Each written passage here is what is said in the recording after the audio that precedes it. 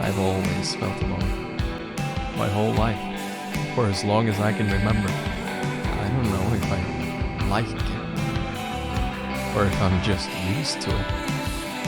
But I do know this. Being lonely does things to you. He always goes back to the same place day after day, just watching it like it was yesterday. Despite the fact that it causes him tremendous anxiety, he insists on returning.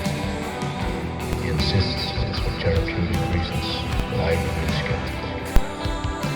He doesn't respond well to questions about his personal life. He became extremely angry when I mentioned events prior to what he insists on describing as the Black Day.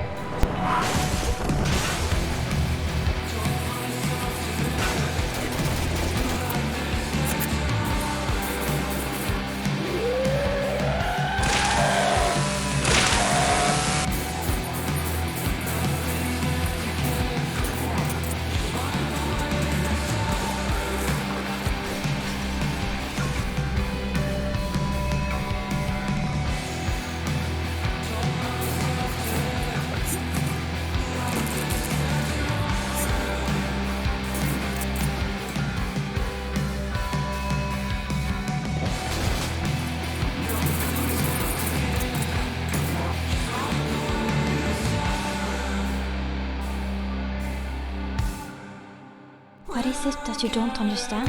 What do you think? I really don't understand what you're talking about. Who are you then? I'm nobody. I can't trust you. Do you want to know something? Yes. Yes, I do. Is it about that doctor guy? Simon, please. What do you mean? You know full well what I mean.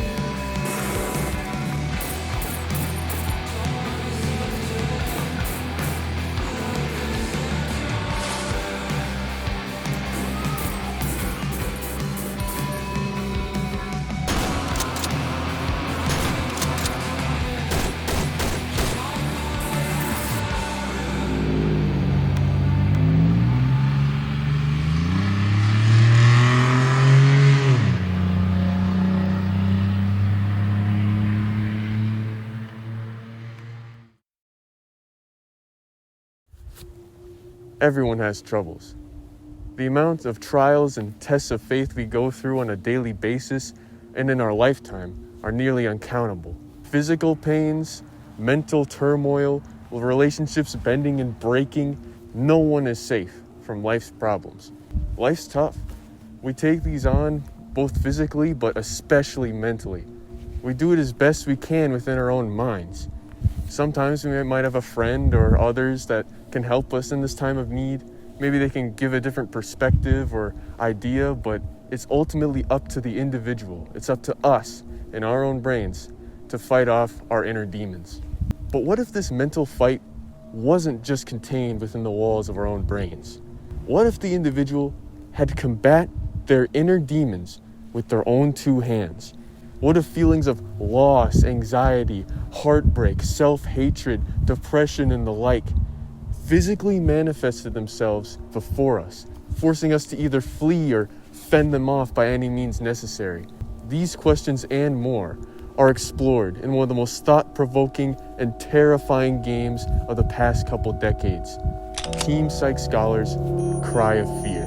Cry of Fear is a survival horror game released on February 22nd, 2012. It was developed using the Gold Source engine, the same engine that the original Half-Life uses, all the way back in 1999. Taking place in Stockholm, Sweden, the game is played from the perspective of Simon Henriksson, I hope I said that right, a young, mentally ill Swedish man.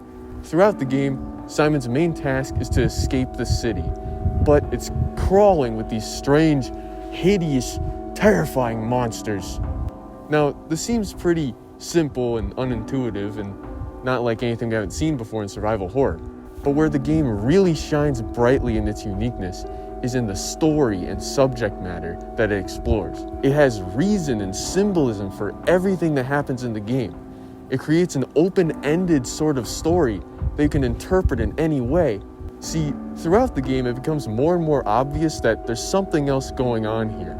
These monsters didn't just show up out of nowhere. There's something else going on here, but what? Where did these monsters come from? How did Simon get in this mess in the first place? And how is Simon gonna stop it? It's time to find out in Mental Illness, the video game. Okay, first of all, thank you so much for even clicking on this video. It really does mean a lot. We don't get a lot of people around here. Thank you to Spartanator behind the camera. It will be linked in the description. Also, I have all the essays and other inspirations I had for even playing the game in the first place, but also just this video in general. All of them are linked in the description. If you have any interest in this game at all, please go check them out. And I want to preface this, I promise, I bring a different perspective to the table. I'm not just going to copy Pyrocynical. With that out of the way, let's get started. The setting for Cry of Fear is a perfect fit for the game's narrative. It offers plenty of creepy and dreary sights, but also some pretty beautiful ones as well. Like I said before, it takes place in Stockholm, Sweden, the capital of Sweden. Like the real city, Cry of Fear's depiction of Stockholm offers a huge variety. Alleys, apartments, streets, sewers, industrial areas, a park, a subway, an abandoned mental hospital, forest. The game takes you everywhere. Despite being an indie game and just taking place in one little city, there's a lot to offer. And the ambience and the atmosphere the game provides, I don't know how the devs did it, but it is incredible.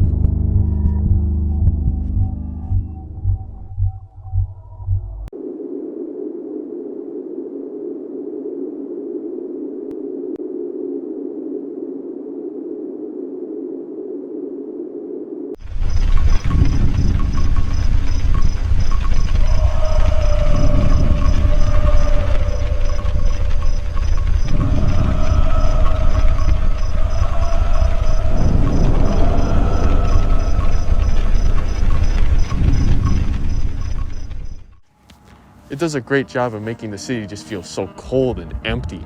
All of these aspects combine themselves to make one of the most unique environments I've ever played a game in. You always feel so alone despite monsters being around every corner. There are also some nightmare-like sequences throughout the game. They often reveal more about what's really going on. These sections do a great job of pacing each chapter of the game. It's either these nightmare sequences or boss fights that are at the end of the chapter. Cry of Fear follows a fantastic formula of building dread over time throughout the chapter with the monsters, all leading up to a big dramatic event like a boss fight or a nightmare. And then right after that, silence, a calm, even some music, dread, fear, relief, over and over again. The quiet moments at the end of these give the player a moment to just sit back and think. Other reviews of the game talk about how the fear just sticks with you. Like the traumatic moments of high stress in the game, they just stick with you afterward. And I think this has to do with the calmness at the end. I found myself just sitting there, looking at the sky and taking it all in as the music played. And such a beautiful way to end each chapter. And then it's right back to things stabbing you, but overall, it's a simple and incredibly effective formula.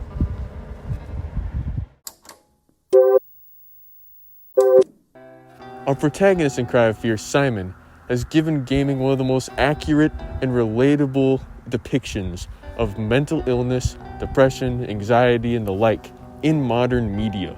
Simon represents mental illness at its absolute worst. He's very young and we don't get to know much about his personal life, but his appearance in the game is pretty basic. If you were to see him on the street, he wouldn't stand out really at all. maybe his cool fingerless gloves or something, but that's about it. Perfectly mediocre outfit. According to Dr. Purnell's monologues throughout the game, he's suffered a lot of mental trauma over the years. Might have to do with him being fatherless, as a father is never mentioned. Fatty, no parents. In the first dialogue of the game, he explains that he's always felt alone his whole life, and I'm sure many people can relate to that, especially in the modern age. As a gun nerd, I can't help but notice his slightly incompetent use of firearms in the game. As the animator behind these is very educated, I'm sure this is on purpose. The animations help cement the fact that Simon is sort of helpless. He's not this action hero. Even when you get low health, he just his grunts in pain and swearing to himself. All these things in unison just make Simon feel so weak. Although Simon's a very extreme case of mental illness and what it can lead people to do, the feelings of loneliness and loss and whatever else you can interpret throughout the game are relatable to many people, especially in the modern era. He's literally me, guys. And it also helps that everything in the game that Simon experiences, we're right there with him. We experience it with our own eyes. We can read between the lines, and it comes to very, very grim and sad conclusions. It's such an open-ended narrative that almost all of us can interpret something out of it that can relate to our personal lives. See, there's some other essays that I'd recommend in the description about a much better character analysis than I can do, like the Batsby and Leon Talks a Lot. See, Leon actually had depression. That way you can see someone who's actually been through depression rather than just a sad boy masked up in a hoodie who cried while watching Inside Out. Anyway, Simon is a great, tragic, and open-ended interpretation of someone when their mind just isn't quite in the right place for one reason or another, and is especially relatable in modern times.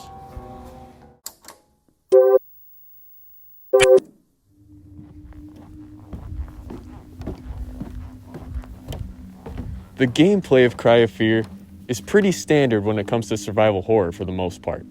There's of course your standard health and stamina. Your health obviously going down when you get hit, and your stamina going down when you sprint or dodge. The sprinting in Cry of Fear is a bit different from other Source games, making it seem a bit more strenuous than just gliding forward.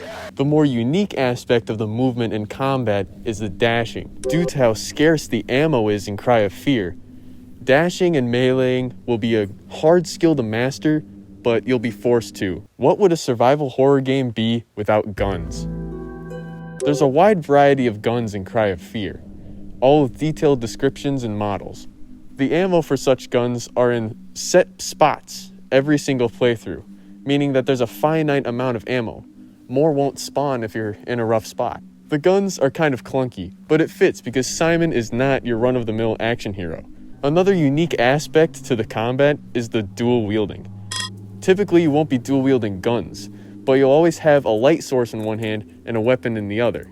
The inventory system in Cry of Fear seems pretty limiting, and there are a few complaints to be had about keys and key items, but for the most part, it works. So overall, the character controller in Cry of Fear is pretty clunky and definitely shows its age, but it fits for the setting. Cry of Fear isn't made to be some Resident Evil 6 or an action shooter. It's strictly survival horror, reminiscent of something like Silent Hill. So we've heard all about how the player works, but what about the enemies?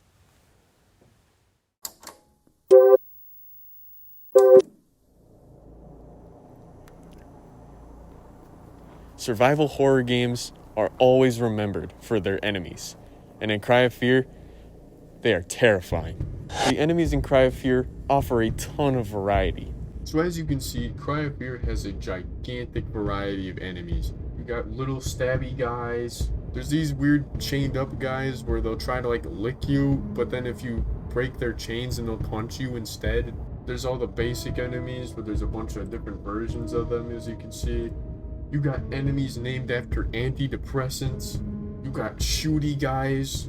You got these things which live in my nightmares with spikes for arms and legs. You got flying guys. You got hanging guys. You got really, really big guys. And then there's these things which I don't even think are in the base game, but they're in co-op and they just one-shot you. They're really scary. You got choppy guys. You got Facebook. You got no Facebook. Now again, there's so many enemies and it's awesome to have this much variety and like original designs. My only real complaint about them is their behavior, which most of the time they just kind of like stand there in the room and just wait for you. Like they only move when they see you, which is kind of boring. It doesn't even feel like they're ambushing you. It honestly feels like you're catching them off guard at the same time they are catching you off guard. The behavior of the enemies is pretty basic. It's forgivable though, due to the game's age. There are a handful of bosses in Cry of Fear, often at the end of chapters or big story events. Yeah, so I don't want to spoil all the bosses since I know some of you guys just ignored the spoiler warning. It's okay, I get it, I do the same thing. But this is one of the first bosses you'll come across. And like I was saying in the setting, these sort of like end big sections. To be honest, some of these are like way too easy in my opinion, but I also feel like if you die in some of these boss fights, it just kind of like kills the vibe anyway. So like if you have to try again in the boss fight, it doesn't feel like the canon event, right? It breaks your immersion. But what do I know? The appearance of the enemies in Cry of Fear shows the age of the source engine. But for some people, that might be even scarier. The sounds that the enemies make in Cry of Fear are incredibly terrifying. They stay in my nightmares. It's horrible in a good way. Some of the enemies in Cry of Fear even symbolize different aspects of Simon's life. By far, the most memorable and most terrifying thing in Cry of Fear is the enemy to rule them all, the Saw Runner. Anxiety is a terrible feeling, but is all too common nowadays. Sometimes, anxiety can feel like someone's chasing you with a chainsaw, and that's exactly what the Saw Runner represents. He's fast, he's strong, he's nearly unkillable. The Saw Runner is easily the most memorable, most dreaded, and most feared enemy in the entire game. He, or it, is the perfect representation of anxiety or panic. The only thing Simon can do against it is to run, and run whenever he hears its cry. However, walking forward confidently without looking back at the monster is pretty much the only way to escape it and conquer Simon's fears. It's a very fitting way of balancing this enemy, tying it back to Simon's life.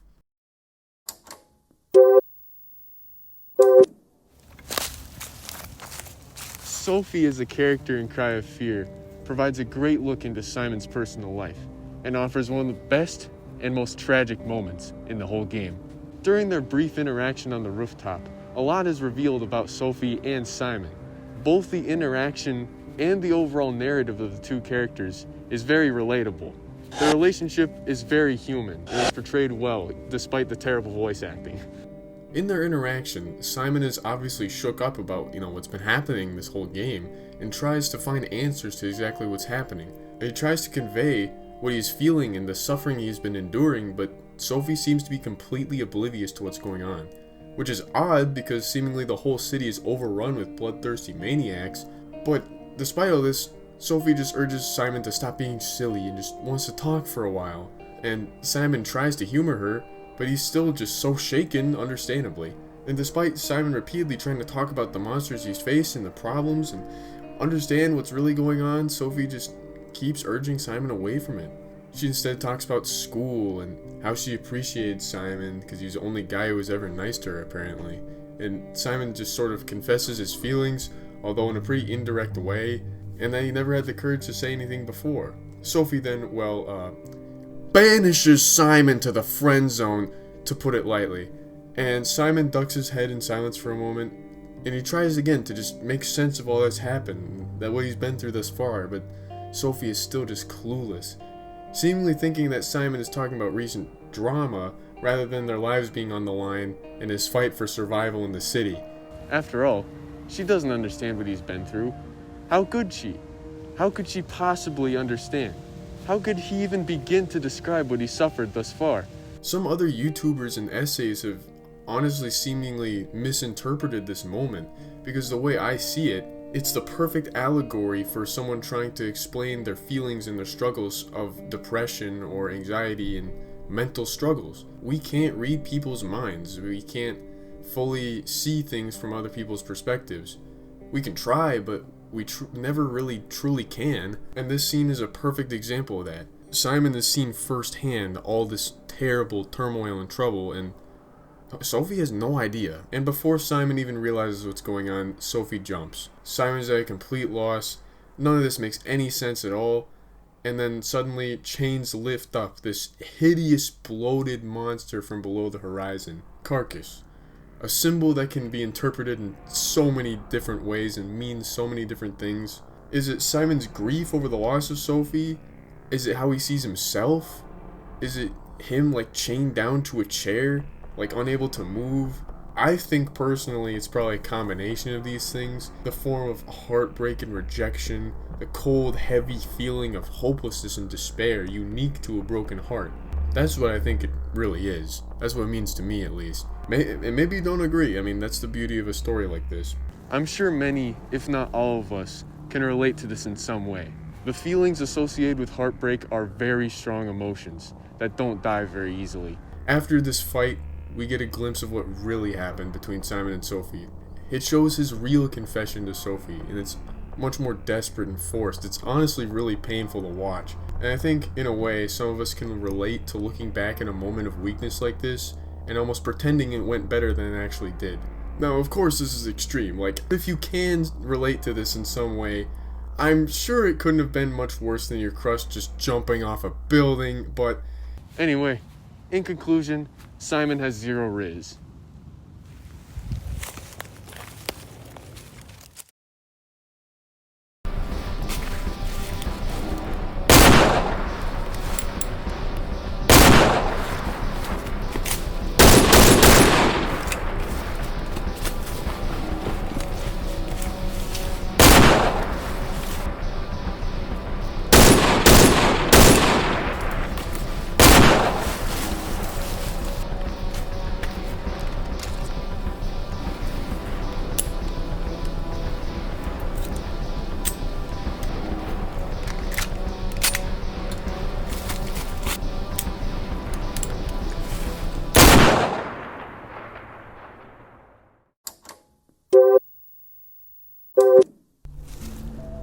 The Doctor in Cry of Fear is a very mysterious antagonist and serves a very powerful purpose in the overall game's narrative. Anyway, the Doctor shows up seemingly at random throughout the game. He's often seen just killing other random people, but doesn't seem to take much interest in Simon. The Doctor has a very distinct and menacing appearance, wearing a lab coat and a gas mask, seemingly to protect him from whatever's infecting these people, but there's really no evidence to suggest that it would help. It is really unclear throughout the game whether the Doctor is trying to help or hurt Simon, up until the end. You see, the Doctor doesn't have any trouble just killing random people, but Simon he just deliberately tries to avoid. Later in the game, the Doctor shows his true colors. After Simon does a favor for the Doctor, no matter what choices you make, this happens. He shoots Simon for seemingly no reason. Upon finding him again, Simon, filled with rage, engages him in a heated gunfight in one of the most iconic and intense parts of the game. After defeating the Doctor, we get this flashback. Simon, the pills by itself won't make you feel better. You have to do something more than that. I recommend that you try a new modern treatment called cognitive therapy. Are you interested in books, Simon? I don't know. Why? All right. I just wanted to find out because I want you to try out something. I want you to write a book about how you feel. Do you think you can do that? I guess so. I can try. The Doctor really was just trying to help Simon. This treatment, however, ultimately backfires. It ends up hurting Simon's mental health much more than helping.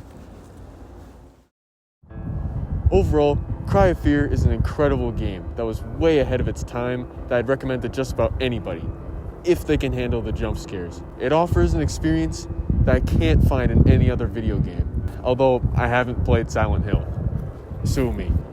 Again, thank you so much for even clicking on this video and especially making it to the end.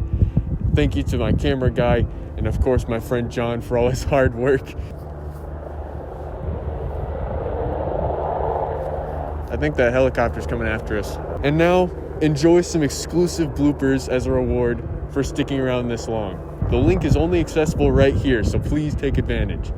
Anyways, thank you so much again for stopping by the channel, and God be with you.